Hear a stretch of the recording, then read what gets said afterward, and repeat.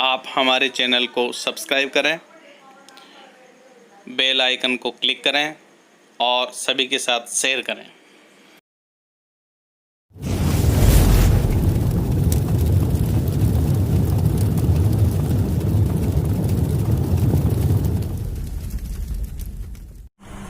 नमस्ते बच्चों, आज अपन सड़क सुरक्षा के सवाल लेंगे। देखिए, कल 9वां 10वां क्वेश्चन हमने लिए थे। 10 तक के अंक हमारे हो चुके हैं बोर्ड परीक्षा के। 1 से 10 तक के क्वेश्चन हो गए ए सेक्शन। अब जो बी सेक्शन है उसमें मैं सबसे पहले 15वां क्वेश्चन लूंगा। उसका कारण यह है कि सड़क सुरक्षा के मैं सवाल आपको बता देता हूं ताकि आपके 4 अंक पूरे हो जाएं। 9वें 10वें क्वेश्चन को मैंने बता दिया, एक एक नंबर के आते हैं। अब क्वेश्चन नंबर जो 15 आएगा 2 नंबर का, वो भी सड़क सुरक्षा से संबंधित होगा। और सड़क सुरक्षा के जो प्रश्न हैं वो बुक में नहीं दे रखे, तो इन सवालों को आप समझना। इनका संबंध 8वीं प्रश्नावली से हो सकता है, 5वीं से हो सकता है, यानी समांतर श्रेणी से हो सकता है। इस प्रकार से होगा। और कैसे इनको करते हैं देखिए।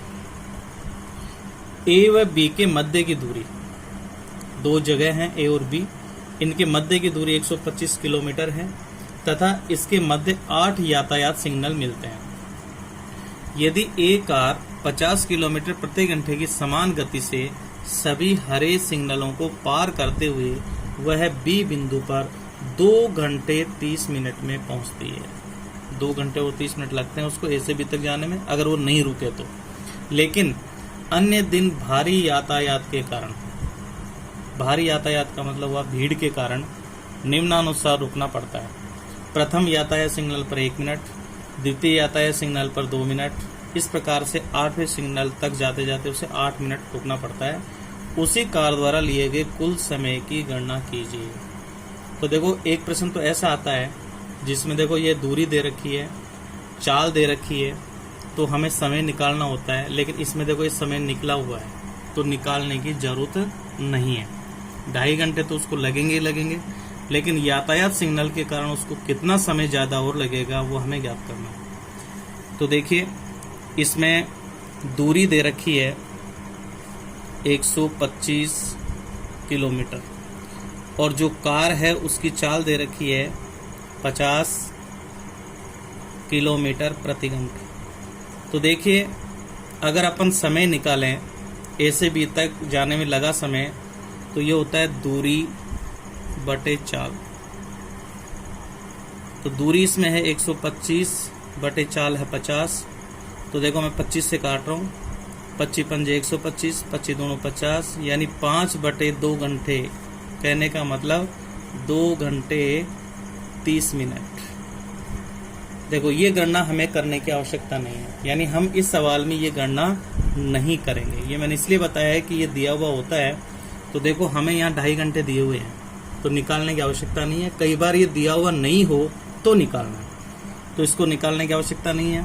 तो 2.5 घंटे तो हमें पता है, ये काम में नहीं आएगा यहाँ। अब आगे देखिए, इसमें लिखा है कि सिग्नल पर रुकने का जो उसका समय है वो कैसा है। पहले सिग्नल पर वो 1 मिनट। इसका मतलब ये समांतर श्रेणी एपी बनेगी। तो प्रथम सिग्नल पर वो 1 मिनट रुकती है, दूसरे सिग्नल पर 2 मिनट रुकती है, तो तीसरे पर वो 3 मिनट होगी। इस प्रकार करते करते 8वें सिग्नल पर वो 8 मिनट रुकती है। तो देखो, ये समांतर श्रेणी हो गई। और जो अंतिम पद होता है वो यहाँ पर एन या एल कहलाता है। अब समांतर श्रेणी के लिए 2 फार्मूले इंपॉर्टेंट होते हैं, एक तो एन का और एक एसएन का। तो मैं वो फार्मूला यही बता रहा हूँ आपको।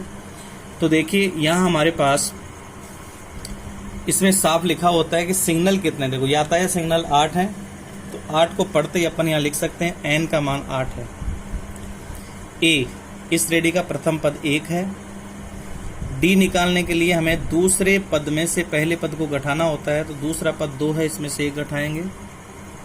ये पूरी गणना करके बता रहा हूँ, जब जरूरत होती है तो निकाल लेते हैं, नहीं तो इसमें वैसे मिल जाता है।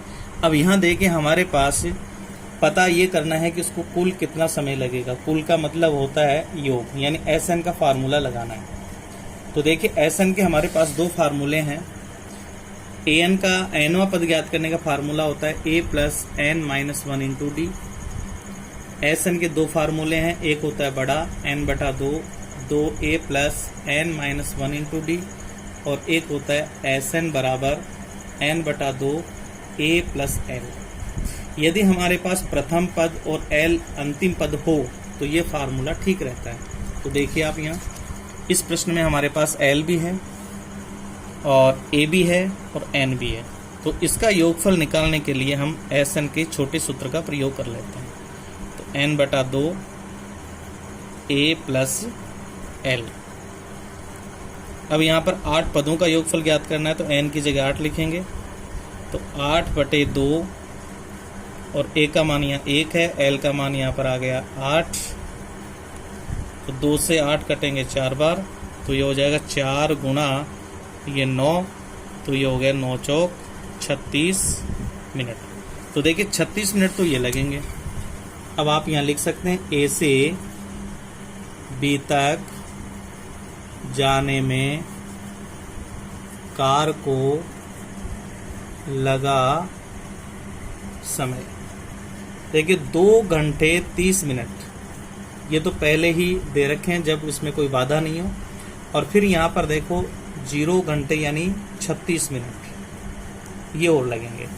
तो अपन देखो वैसे नॉर्मली जोड़ लेते हैं, 30 मिनट में ये 30 मिनट जुड़ते ही 1 घंटा हो जाएगा, यानी 3 घंटे हो गए और आगे फिर बचेगा इसमें 6 मिनट।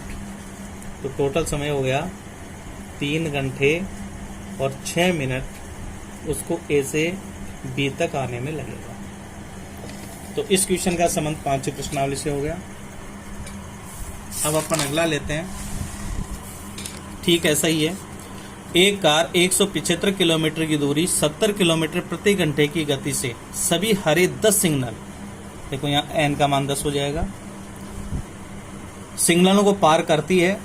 बाहरी यातायात के कारण वह प्रथम सिग्नल पर 1 मिनट, दूसरे पर 3 मिनट, तीसरे पर 5 मिनट, इस प्रकार 10वें सिग्नल पर 19 मिनट रुकती है। सेम वैसा ही है। तो इस दूरी को तय करने में कुल कितना समय लगेगा? तो वही बात, इसमें 2.5 घंटे का समय या कोई समय दिया हुआ नहीं है। तो देखो अपन निकालेंगे। सबसे पहले लिखेंगे दूरी इसकी है 175 किलोमीटर और समान चाल इसमें दे रखी है 70 किलोमीटर प्रति घंटा। तो अपन यहाँ समय निकाल लेते हैं। तो समय बराबर होगा दूरी बटे चाल। तो दूरी है 175 बटे 70। तो देखिए पहले मैं इसको 5 से काट देता हूँ, छोटे छोटे पहाड़ों से काटे हम। 5 × 15, 2 बचेंगे, 5 × 25, 5 × 5 और इसमें बचेंगे 2, 5 × 4 20। फिर 7 से काट दें, 7 × 5 35, 7 × 2 14, यानी ये 5 बटा 2, यानी ये आ गया 2 से ही 1 बटा 2 घंटे। कहने का मतलब 2 घंटे 30 मिनट। ये समय हमें एक्स्ट्रा निकालना पड़ा, पहले सवाल में ये दिया हुआ था, ऐसे गणना कर लेंगे। अब देखिए इसमें AP बनेगी समांतर श्रेणी। पहले सिग्नल पर 1 मिनट रुकता है, दूसरे पर 3, तीसरे पे 5, इस प्रकार से श्रेणी बनेगी। तो AP होगा 1, 3, 5 और 10वें सिग्नल पर उसे 19 मिनट लगेंगे। तो ये अंतिम पद हो गया। इसको अपन AN या इसका दूसरा नाम L, अंतिम पद, ये यहाँ समाप्त हो जाता है। तो देखिए अपने पास A का मान 1 है, D को निकालने के लिए 3 में से 1 घटाएंगे, 2 आ जाएगा। और अभी मैंने बताया कि N का मान यहाँ पर होगा 10 सिग्नल है और यहाँ L का मान हमें दे दिया 19। तो वही योगफल ज्ञात करना है। तो Sn बराबर छोटा सूत्र कहाँ में ले लेंगे, n बटा 2 a प्लस l। 10 पदों का योगफल ज्ञात करना है। तो 10 बटे 2, a का मान यहाँ पर 1 है प्लस l का मान यहाँ आया था 19, ये 19 है। तो यहाँ रख दें। तो 2 से ये 10 कटेगा 5 बार, तो ये 5 और ये हो गए 20। तो 5 गुणा 20 यानी ये आ गए 100 मिनट। और 100 मिनट को अपन बदल लेते हैं, 60 मिनट का 1 घंटा होता है। तो 1 घंटा और 40 मिनट इसको लगेगा, ये एक्स्ट्रा लगेगा। तो कुल समय निकाल लेते हैं। कुल समय तो देखिए 2 घंटे 30 मिनट तो वैसे पहले से ही है उसको, लगेगा साधारण रूप से चलने पर, और 1 घंटे 40 मिनट ये। तो देखिए 2 और 1 3 घंटे तो ऑलरेडी पहले हो चुके हैं, 40 मिनट का 30 मिनट इसमें जुड़ते 1 घंटा और हो जाएगा, तो ये 4 घंटे हो गए और 10 मिनट और बच गए। तो हम सीधा इसे लिख देंगे 4 घंटे 10 मिनट इसको कुल समय लगेगा। बड़ा साधारण से प्रश्न है, आराम से किया जा सकता है। ऐसे ही देखिए अब जो क्वेश्चन आ रहा है वो 8वीं प्रश्नावली से संबंधित है, लेकिन इसके लिए थोड़ा समझना विशेष जरूरी है, ध्यान से आप समझें। एक सीधे व 8 मीटर ऊंचे पोल पर यातायात नियंत्रण के लिए सीसीटीवी कैमरा लगा है, जो पोल के शीर्ष से, पोल का जो शीर्ष ऊपर है वहां से 17 मीटर दूर, ये दृष्टि रेखा है, ये दृष्टि रेखा होती है कर्ण, जो समकोण त्रिभुज में कर्ण बनेगा वो दृष्टि रेखा होगी, तक यातायात देखा जा सकता है। पोल के चारों ओर ये कैमरा कितना क्षेत्रफल, इसका जो क्षेत्रफल होगा वो वृत्ताकार होगा, तो वृत्त के क्षेत्रफल का उपयोग करेंगे, नहीं देख सकता। तो इसमें अदर्शनीय और दर्शनीय क्षेत्र होता है, तो उसको देखो मैं क्लियर करके बता दूं। जैसे ये तो है कोई खंबा और ये पृथ्वी का धरातल हो गया, और ये होगी दृष्टि रेखा, तो ये हो गया A B C। यहां सीसीटीवी कैमरा लगा हुआ है, तो देखिए इसका जो फोकस बिंदु होगा ये दृष्टि रेखा को बताएगा। तो देखो यहाँ इस कैमरे की विशेषता होती है, कैमरे का फोकस यहाँ होगा B बिंदु पर, ध्यान देना मेरी बात पर, इसलिए B से लेकर A तक की दूरी वो कैमरा कैद नहीं कर पाएगा, उसको नहीं देखेगा, उसका कोई फुटेज नहीं आएगा।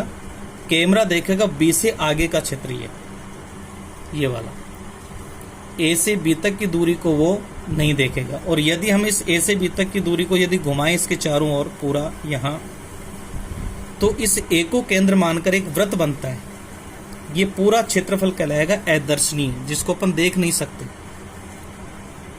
ये वाला। लेकिन हमें पूछा है कि कैमरा कितना क्षेत्रफल नहीं देख सकता, इसका मतलब ये हुआ कि ये नहीं देखने वाला जो अदर्शनीय क्षेत्र होगा उसकी त्रिज्या होगी आधार, तो इसको अपन त्रिज्या लेंगे और इसका क्षेत्रफल, वृत्तीय क्षेत्रफल निकालेंगे। इस प्रकार का होगा, देखो कल्पना अगर अपन करते हैं तो इस प्रकार का ये चारों ओर का जो भाग होगा ये अदर्शनीय क्षेत्रफल होगा, ये वाला, यानी AB इसमें त्रिज्या का काम करेगा। तो देखिए इसमें किस किस का मान दिया है, 8 मीटर ऊंचा ये पोल है, ये 8 मीटर ऊंचा है, ये वाला भाग, और दृष्टि रेखा की लंबाई ये दे रखी है, ये है इसकी दृष्टि रेखा, इसमें दे रखी है 17 मीटर, ये वाली। तो जैसे ही हमें त्रिज्या चाहिए, अदर्शनीय भाग का क्षेत्रफल, उसके लिए त्रिज्या ये आधार निकालना होगा, तो वही पाइथागोरस प्रमेय लगाएंगे। तो यहाँ लिखेंगे पाइथागोरस प्रमेय से। तो यहाँ हमें ज्ञात करना है आधार, तो आधार स्क्वायर, ये पहली गणना हो जाएगी, कर्ण स्क्वायर माइनस लंब स्क्वायर।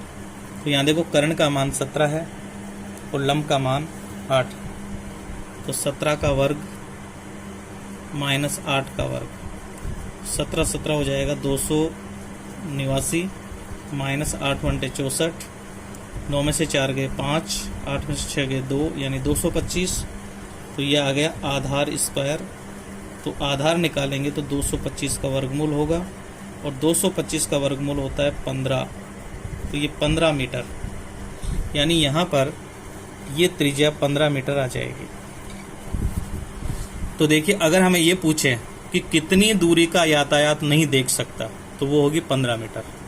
लेकिन यह पूछा कितना क्षेत्रफल नहीं देख सकता, क्षेत्रफल यानी इसको 15 मीटर को त्रिज्या मानकर एक जो वृत्त बनेगा पोल की आधार के चारों ओर, A बिंदु को केंद्र मानकर उसका क्षेत्रफल निकालना। दूसरे नंबर पर अपन लिखेंगे अदर्शनीय क्षेत्र का क्षेत्रफल, ये होगा पाई r स्क्वायर, जहां पर r का मान होगा 15 मीटर। तो देखिए r 7 से कटेगा नहीं, इसलिए पाई का मान मैं ले लेता हूं 3.14 इंटू आर का मान है 15 गुणा 15, तो ये आ जाएगा 3.14 इंटू 15 15 225। अब देखो ये गुणा करके अपन देख लेते हैं। 3.14 को 225 से गुणा करते हैं तो 5 चौके 20, 5 और 2 7, 5 3 15, 4 दूनी 8, ये हो जाएंगे 2 और 3 दूनी 6। ऐसी कैसी संख्या फिर ये आएगी, तो इसको अपन जोड़ेंगे तो 0 8 7 15, हासिल की 1, 9 2 11 और 1 सॉरी 9 2 11 और 5 16 और हासिल की 1, 9 और 1 10 और ये 7। 2 अंक छोड़ के दशमलव लगाएंगे तो ये आएगा 706.50। 706.50 ये इसमें मीटर दे रखा है, इसलिए ये होगा मीटर स्क्वायर। इतने क्षेत्र को वो नहीं देख सकता। ऐसे देखो अगला क्वेश्चन है,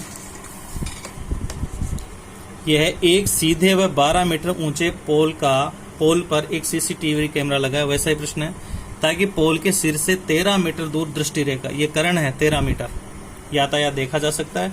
इसमें 2 प्रश्न पूछे हैं। एक तो पोल के आधार से वह दूरी जिसके आगे से यातायात दिखाई देता है, यानी आधार ज्ञात करना है, और एक उसके चारों ओर का दर्शनीय भाग का क्षेत्रफल, ये दोनों पूछे। तो इस क्वेश्चन में 2 क्वेश्चन पूछ लिए जो हमने पिछले क्वेश्चन में भी निकाले हैं। तो वही समकोण त्रिभुज का चित्र बनेगा ABC। ये देखो ये जो कर्ण है इसी को अपन कहेंगे दृष्टि रेखा। तो इस दृष्टि रेखा की जो लंबाई है वो इसकी दे रखी है 13 मीटर, ये कर्ण। और जो पोल है यानी खंबा जो है उसकी ऊंचाई दे रखी है 12 मीटर। तो हम इसे पहले ये आधार ज्ञात करेंगे पाइथागोरस प्रमेय से। तो यहाँ से लेकर यहाँ तक का भाग वो देख नहीं सकता, क्योंकि यहाँ पर ये सीसीटीवी कैमरा लगा हुआ है।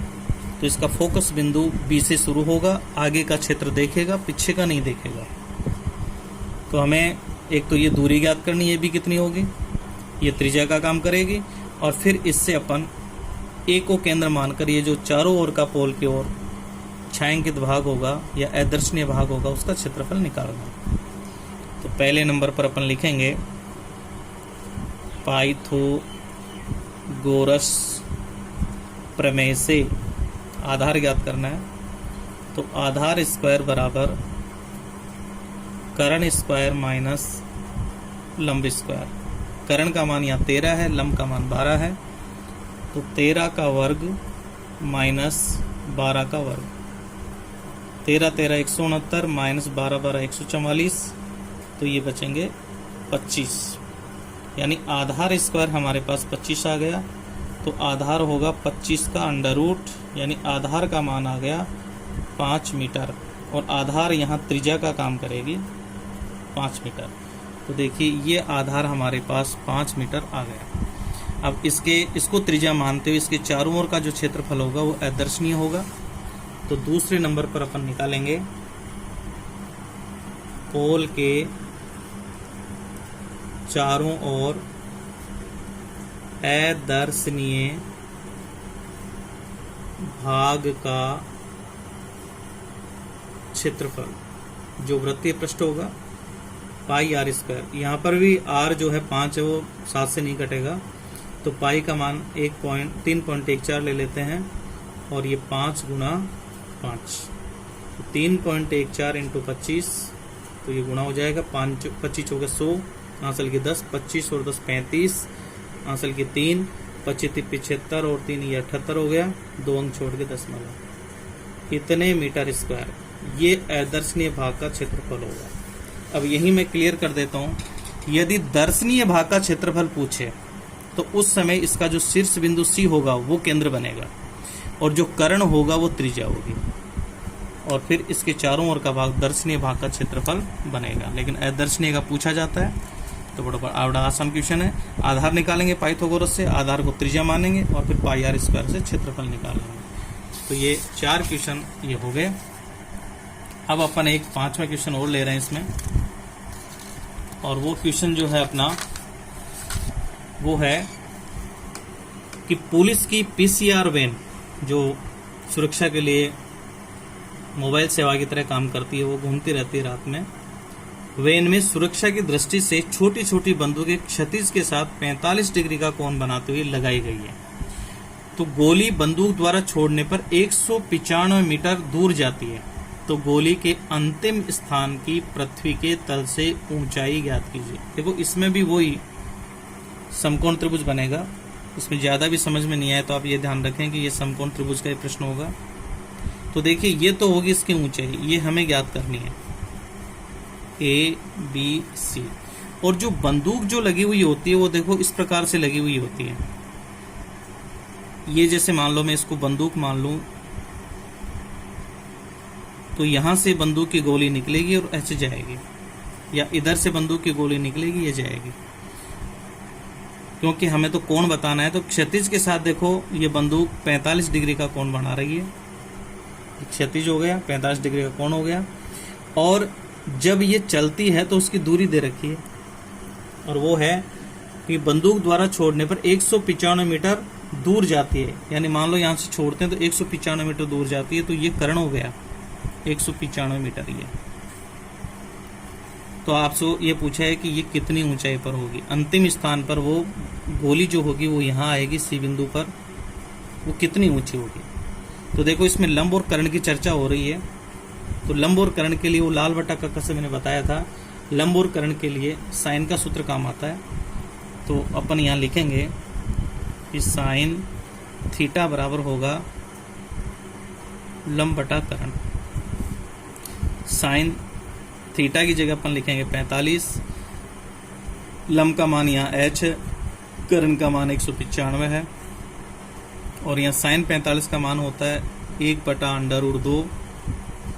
सारणी से देख के लिख देंगे यहाँ, और h/195 वज्र गुणा करेंगे, √2 × h हो जाएगा बराबर 195, या h बराबर आएगा 195 √2 आ जाएगा नीचे, और √2 को हम नीचे छोड़ेंगे नहीं इसलिए परिमेयकरण करेंगे, तो √2 से ऊपर नीचे गुणा कर देंगे, तो ये आएगा 195 √2 बटे, इसको आप √2 को √2 से गुणा करेंगे तो ये 2 आ जाएगा। अब आगे यदि अपन इसको हल करते हैं तो देखो 195 √2 का मान होता है 1.414 और बटे में आ जाएगा 2। तो इसको अपन देखो गुणा करते हैं, 1.414 से 195 को गुणा कर लेते हैं, तो 5 चौके 20, 5 और 2 7, 5 चौके 20, 5 और 2 7, 9 चौक 36, 9 और 3 12, असल की 1, 9 चौक 36 और 1 37, असल की 3, 9 और 3 12, और ये आ जाएगा 4 1 4 1, तो 0 7 और 6 13, असल की 1, 4 2 6 और 1 7, 14 और 1 15, 4 2 6 और 1 7, ये 2, 3 अंक छोड़ के दशमलव। तो अपने पास देखो ये मान आएगा 275.730 बटे 2। अब 2 से भाग दे देंगे, तो 2 एकम 2, 2 3 6, 2 7 14 और 2 8 16, 2 6 12, 2 5 10, इतने मीटर ऊंचाई तक वो गोली जाएगी। तो बड़ा आसान प्रश्न है। आप जो ये क्वेश्चन मैं समझा रहा हूँ इनको बार बार रिपीट करके देख लें, समझ में आ जाएगा। अब अपन इसका एक क्वेश्चन और ले रहे हैं, तो देखिए ये बोर्ड की परीक्षा में आया हुआ है, रेखिक समीकरण से संबंधित है, युगपत समीकरण बनते हैं इसमें। यदि एक ही स्थान से दो व्यक्ति भिन्न भिन्न गाड़ियों से एक ही दिशा में चलने पर, देखो इसमें दो तरह के नाम आएंगे, एक तो एक ही दिशा और एक आएगी विपरीत दिशा। तो एक ही दिशा और विपरीत दिशा से अपन सापेक्ष चाल निकालेंगे। चलने पर 4 घंटे में 24 किलोमीटर की दूरी पर रहती हैं दोनों कारें, दोनों जो हैं गाड़ियां, जबकि विपरीत दिशाओं में चलने पर 344 मीटर की दूरी पर ही जाते हैं, किलोमीटर की दूरी पर जाते हैं। तो उन गाड़ियों की चाल ज्ञात कीजिए। देखो यहाँ पर गाड़ी 2 है, तो अपन यहाँ लिखेंगे माना एक गाड़ी की चाल, ये मान लेते हैं x किलोमीटर प्रति घंटा, और ऐसे ही दूसरी गाड़ी की चाल, ये हो जाएगी y किलोमीटर प्रति घंटा। जैसे हमारे पास दो चाल आती हैं तो हमें सापेक्ष चाल निकालना होता है। और सापेक्ष चाल के लिए देखो आप ये ध्यान रखेंगे, जैसे नंबर 1, यहाँ ध्यान दें आप, एक ही दिशा में चल रहे हैं, एक ही दिशा में, एक ही दिशा में जा रही हैं। तो हमेशा ध्यान रखना, एक ही दिशा में चलें तो सापेक्ष चाल घटती है। तो हमारे पास जो चाल आएगी घटेगी, यानी x माइनस वाई किलोमीटर प्रति घंटा, ये चाल काम में लेंगे। अब देखिए इसके लिए हमें दिया है, समय तो दिया है 4 घंटे और किलोमीटर यानी दूरी हमें दे रखी है 24। तो हमें एक समीकरण बनाना है। दूरी का सूत्र होता है चाल गुणा समय। तो प्रश्नानुसार दूरी दे रखी है, इसलिए मैं इसको लिख देता हूं, चाल गुणा समय बराबर होती है दूरी। देखो चाल हमने निकाल ली, सापेक्ष चाल आ गई x माइनस वाई इंटू समय हो गया 4 घंटे का। देखो यहाँ देखिए 4 घंटे में 24 किलोमीटर, तो समय 4 घंटा, दूरी हो जाएगी 24। चूंकि 4 गुणा है, पक्षांतरण करेंगे भाग लगेगा, तो x माइनस वाई बराबर 24/4, 4 6 24, यानी पहला समीकरण हमें मिल गया x माइनस वाई बराबर 6। ये हमें पहला इक्वेशन प्राप्त हो गया। अब इसमें अपन दूसरी शर्त लगाएंगे, जब विपरीत दिशा में जाती हैं तो सापेक्ष चाल जुड़ती है, यानी अपन इसको ऐड करेंगे। देखिए यहाँ पर अब क्या दिया, विपरीत दिशा में चलने पर 344 किलोमीटर, यानी ये 344 किलोमीटर हो जाएगी। इसका मतलब वही 4 घंटे हमें समय लेना है, यानी समय वापस अपन वही लेंगे 4 घंटे, और जो दूरी है वो हो जाएगी 344 किलोमीटर। तो प्रश्नानुसार अपने पास समीकरण क्या होगा, चाल गुणा समय बराबर दूरी। तो चाल सापेक्ष होगी, यानी x प्लस वाई। अभी मैंने बताया सापेक्ष चाल जुड़ेगी। चलो मैं यहां भी लिख देता हूं, सापेक्ष चाल, दोनों चालें जुड़ जाएंगी। तो x प्लस वाई इंटू समय वही 4 घंटे का है, दूरी हो जाएगी 344 किलोमीटर। तो पक्षांतरण करेंगे तो 4 गुणा है, उधर जाते ही भाग लग जाएगा। तो x प्लस वाई बराबर 344/4, 4 से इसे काट देते हैं, तो ये हो गया 4 8 32, 2 बचेंगे, और 4 6 24, यानी समीकरण हो गया x प्लस वाई बराबर 86। देखो हमारे पास 2 समीकरण आ गए, दोनों को मैं देखो पास पास में लिख रहा हूँ। एक तो आया x प्लस वाई, ये तो आ गया देखो 86, दूसरा समीकरण, और पहला समीकरण था x माइनस वाई बराबर 6। कैसे भी लिख दें इसे, पहला दूसरा ऐसे लिख दें चाहे। अब ये विलोपन विधि से हल होगा। देखिए y का मान यहाँ समान है, चिन्ह विपरीत है, तो जोड़ने पर ये कट जाएगा, और x भी वैसे समान है लेकिन घटाने पर जुड़ेगा, घटाने पर ये कट जाता है। तो अपन यहाँ पर नियम लगाते हैं जोड़ने पर, तो जोड़ने पर y कटेगा और ये हो जाएगा 2x, x और x 2x हो गया, 86 में 6 को जोड़ेंगे तो ये हो जाएगा 92, 6 6 12, हासिल किए कि 92 हो गया, या x बराबर आ जाएगा 92/2, 2 से इसे काट देते हैं, 2 चौकी 8 और 2 छक्के 12, यानी x बराबर हमारे पास आ गया 46 किलोमीटर प्रति घंटा। अब यदि हम ये x का जो मान है वो किसी भी समीकरण में रख दें, जैसे समीकरण 2 में, ऊपर 2 दिया है, इसमें मैं रखता हूँ समीकरण 2 में x का मान रखने पर, तो ये हो गया x प्लस वाई बराबर 86। ये समीकरण नंबर 2 था। तो x की जगह लिख रहा हूँ मैं 46 प्लस वाई बराबर 86। तो पक्षांतरण कर दें, y बराबर 86, 46 उधर जाते ही माइनस के हो जाएंगे। तो हमारे पास y का जो मान आएगा वो आएगा 6 में से 6 गए 0, 8 में से 4 गया 4, 40 किलोमीटर प्रति घंटा। तो देखो हमने दो चालें मानी थी, एक तो पहली गाड़ी की चाल मानी थी, दूसरी की, दोनों की चालें हमारे पास आ गई। तो हम आंसर लिख देंगे। इसलिए एक गाड़ी की चाल बराबर x थी और x का मान हमारे पास आया है 46, तो बराबर 46 किलोमीटर प्रति घंटा। और दूसरी गाड़ी की चाल y ये आ गई 40 किलोमीटर प्रति घंटा। तो देखिए मैंने 9वां 10वां क्वेश्चन और 15वां क्वेश्चन आपको समझाया है। तो ये 4 नंबर का आपका सड़क सुरक्षा का प्रश्न बनता है। तो आप 4 में से 4 नंबर ला सकते हैं। तो आज की डेट में, कल हमने 10 अंक का काम किया था, आज मैंने ये 2 नंबर का बड़ा क्वेश्चन था इसलिए मैंने 2 नंबर का क्वेश्चन लिया है। तो आज तक यदि आप ये 3 क्लासें ले लेते हैं तो बोर्ड परीक्षा में 12 अंक आप हासिल कर सकते हैं। और बड़ा और अच्छा सुंदर लिखेंगे, व्यवस्थित लिखेंगे तो आपको अच्छे अंक प्राप्त होंगे। धन्यवाद। कल हम इस वीडियो के साथ, दूसरा वीडियो के साथ वापस मिलेंगे। इसके लिए बहुत बहुत धन्यवाद। ध्यान से पढ़ें और तैयारी करें।